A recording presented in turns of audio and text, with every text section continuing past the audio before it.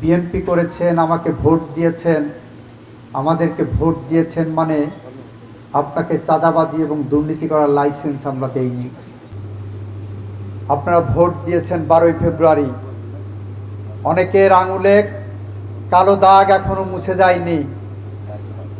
আপনাদের আঙুলের কালো দাগ মুছে যাওয়ার আগেই নির্বাচনের মাঠে এসে আমরা যে প্রতিশ্রুতি দিয়েছিলাম সেই সমস্ত প্রতিশ্রুতির অনেকটা বাস্তবায়ন হয়েছে এবং অনেকটা বাস্তবায়ন হওয়ার পথে আছে।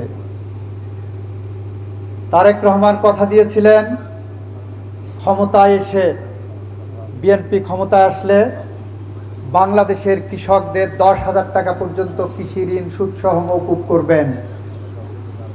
তারেক রহমান তার কথা রেখেছেন। আমাদের ক্যাবিনেট মিটিংয়ের প্রথম বৈঠকে প্রায় 1,500 কোটি টাকার মতো কৃষি ঋণ তারেক রহমানের নেতৃত্বে আমরা মওকুফ করেছি। আমরা শুধু নির্বাচনের আগে এসে কথার ফুলঝুরি ছড়াইনি। আমরা নির্বাচনের মাঠে এসে বলেছিলাম বিএনপি ক্ষমতায় গেলে ফ্যামিলি কার্ড ইস্যু করা হবে প্রতিটি পরিবারের জন্য।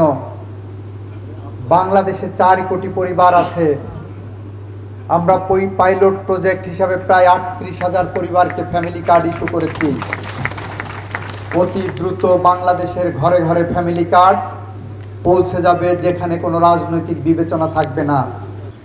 আমরা বলছি জুলাই সনদের প্রতিটি অধ্যায় আমরা ভালো করে পড়ে দেখে বুঝে জুলাই সনদ বাস্তবায়ন করব। আমাদের কোনো ব্যত্যয় নেই।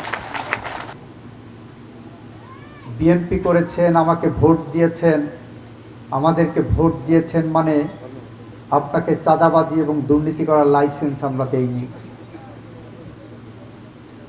আপনি 1-2জন চাঁদাবাজি করবেন, 1-2জন 5জন 10জন দুর্নীতি করবেন, তার দায় বিএনপির ঘাড়ে এসে পড়বে, তার দায় মাননীয় প্রধানমন্ত্রীর ঘাড়ে এসে পড়বে, তার দায় আমাদের ঘাড়ে এসে পড়বে। আমাদের ঘাড় অতটা শক্ত নয় বন্ধুরা আমার। এটাকে আমরা যদি ক্যান্সার মনে করি, আমরা সেই ক্যান্সার ছেঁটে ফেলব। সুতরাং আপনারা সমাজের মানুষের কাছে আপনাদের গ্রহণযোগ্যতাকে উপস্থাপন করুন।